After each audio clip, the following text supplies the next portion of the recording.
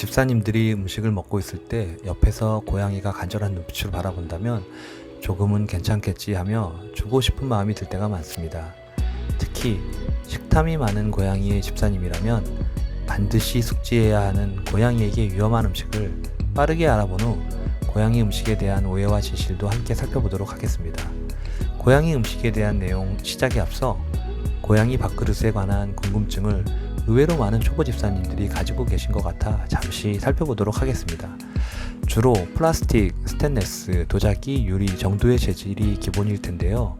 각기 장단점이 있으니 고양이의 성격이나 취향에 따라 정해보시면 좋을 것 같습니다. 우선 플라스틱 재질은 가볍고 쉽게 깨지지 않지만 수분이 많은 음식을 담아두었을 시 화학 성분에 대한 노출이 우려됩니다. 특히 그릇에 긁힌 자국이 있다면 바로 바꿔주시는 것이 좋습니다. 혹시 고양이 턱 쪽에 여드름이 생기는 걸 발견하셨다면 그릇을 교체해 주시는 것도 고려해 보시길 바랍니다. 두 번째로 스테인레스 재질은 가볍고 쉽게 깨지거나 금이 가지 않고 화학 물질에 대한 노출도 없어 세균 번식에 강한 장점이 있습니다. 다만 고양이에 따라 쇠 재질에 대한 거부감이 클 수 있어 구매 전 테스트를 해보신 후 이런 부분만 클리어 하신다면 좋은 선택이 될 수 있습니다. 마지막으로 도자기 또는 유리 재질도 세균 번식이나 화학 물질에 대한 우려는 적지만 혹시 깨지거나 금이 간다면 위험할 수 있으니 수시로 꼭 체크를 해봐야 합니다.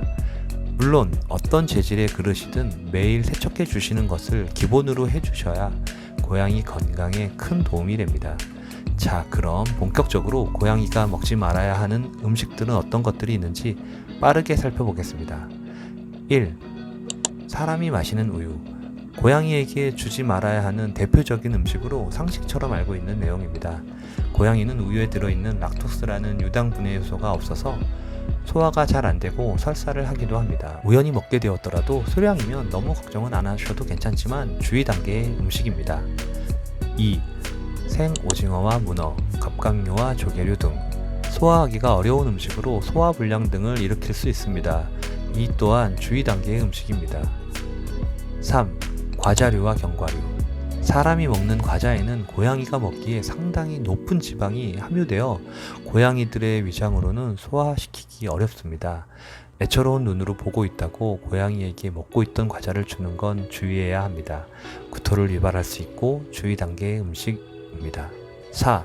사람의 약, 이유식 영양제. 그러지는 않으시겠지만 혹시라도 아기가 먹는 이유식을 고양이에게 주거나 또는 사람이 먹는 영양제를 주어도 좋은 효과가 있지 않을까 하고 생각할 수도 있겠지만 소화 효소 및 호르몬이 다르기 때문에 소화기관의 기능을 저하시키고 간의 피로, 신장과 관련된 병, 피부와 털의 상태 또한 나빠지게 하는 등 다양한 부작용이 생길 수 있기에 주의 단계로 사람이 먹는 이유식과 영양제는 주시면 안 됩니다. 특히 약은 소량의 섭취만으로도 위험해질 수 있습니다. 5. 강아지용 사료. 보기에 비슷해 보이지만 전혀 다른 영양소가 들어있기에 고양이에게 주어서는 당연히 안 됩니다. 6. 마늘과 양파. 사람이 먹는 음식, 특히 식재료로 마늘과 양파는 기본으로 들어있는 경우가 많습니다. 마늘과 양파에는 적혈구를 손상시키는 화학물질을 함유하고 있고 이는 조리를 하더라도 독성이 그대로 남아있어서 조금이라도 고양이에게 위험할 수 있습니다. 7. 날계란, 날음식, 육류, 생선. 날음식의 경우 살모넬라 박테리아가 장내에 이상을 일으키거나 췌장에 염증을 일으켜 심한 복통, 설사나 구토 등을 유발할 수 있는 위험 단계의 음식입니다. 8. 돼지, 소고기, 치킨. 고기나 치킨을 먹을 때 한 조각 주는 경우가 많은데요. 뼈나 지방 덩어리가 잘못 들어간 경우 장폐색 등 위험한 상황이 발생될 수 있습니다. 또한 뼈를 씹다 치아가 부러지거나 위벽을 손상시킬 수 있기에 주지 않는 것을 권해드립니다. 9. 카페인, 초콜릿 주류. 몸이 작은 고양이에게 조금이라도 커피, 녹차, 홍차, 초콜릿 등 카페인이 들어간 음식은 중추신경계에 영향을 미쳐 혈압 상승, 경련, 발작, 부정맥, 호흡기 장애 등 자칫 사망에 이를 수 있으니 절대 조심해야 합니다. 달콤한 초콜릿에 함유된 테오브로민 성분은 고양이에게 치명적일 수 있습니다. 알코올 또한 사람과 마찬가지로 고양이에게도 간과 뇌 손상이 발생할 수 있습니다. 작은 양이라도 매우 위험합니다. 10. 포도, 토마토. 집사님들이 많이 아시는 고양이에게 위험한 대표적인 음식입니다. 신부전증의 원인이 될 수 있습니다. 집사님이 드신 후 바로 치우시는 것이 좋습니다. 토마토의 솔라닌 성분은 스테로이드 알칼로이드의 일종으로 적혈구를 파괴하는 독소이기에 특히 조심하셔야 합니다. 기타 음식으로는 아보카도, 과일의 씨앗, 자일리타 껌, 기름기 많은 음식, 감자잎과 줄기, 커다란 채소 등등 고양이에게 위험한 음식은 의외로 많습니다. 이렇게 고양이 집사님이 알아야 할 고양이에게 위험한 음식을 대략 10가지로 구분해서 살펴보았습니다. 다음은 고양이 음식에 대한 흔히 오해할 수 있는 것들은 무엇들이 있을까요? 통통한 고양이가 더 건강한 거 아닐까요? 고양이에게도 당뇨병과 관절염 등의 질환이 존재합니다. 그렇기에 고양이도 비만은 만병의 근원이 될 수 있습니다. 너무 많은 간식은 비만의 원인이 되기도 합니다. 그러므로 간식은 교육, 목욕, 발톱깎기 등 고양이가 싫어하는 행동을 유도할 때 또는 긴장감을 낮추거나 하는 상황일 때만 보상으로 주시는 것이 좋습니다. 그것도 하루 에너지량의 10% 미만에서 주시길 권해드립니다. 고양이도 채식을 하면 좋다?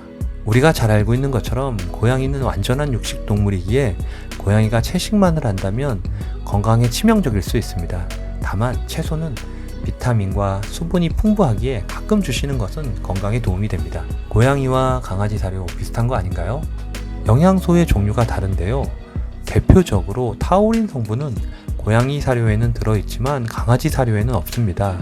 고양이에게 타우린이 결핍되면 심장과 시력에 문제가 발생하고 심한 경우 사망에까지 이르게 됩니다. 고양이는 다른 포유류 동물들과 다르게 몸에서 타우린을 합성하지 못하기에 반드시 음식을 통해 섭취를 해주어야 합니다. 단백질 함유량도 고양이에게 더 많은 함유량이 필요하기에 같은 사료를 사용하시면 안 됩니다. 자율급식이 좋을까요? 제한급식이 좋을까요? 이건 어떤 게 더 좋다고 정해졌다기보다는 고양이의 성향이나 체중을 관찰하시면서 결정하면 더욱 좋을 것 같습니다.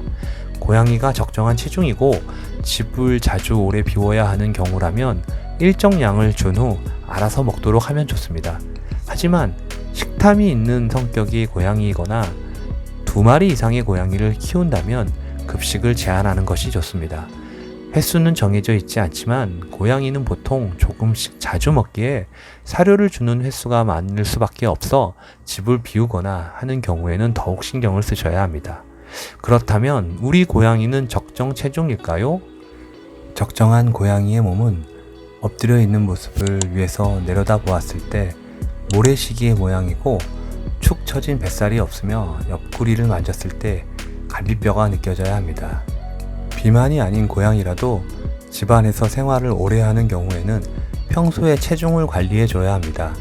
특히 중성화 수술 이후 활동량이 줄어들고 식탐이 늘어 수술 후 2에서 3개월에 급격히 비만으로 이어지는 경우가 많습니다. 보도자료에 따르면 고양이 중 34%가 비만이라고 합니다.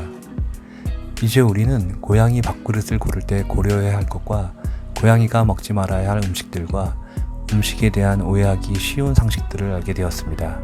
평소 운동과 적정한 양의 간식으로 건강한 생활 환경 구축을 해주셔야 동거묘와 오래오래 즐거운 생활이 가능합니다. 고양이들의 평균 수명이 15년에 비해 길고양이들의 평균 수명은 3년이라는 것은 시사하는 바가 큽니다.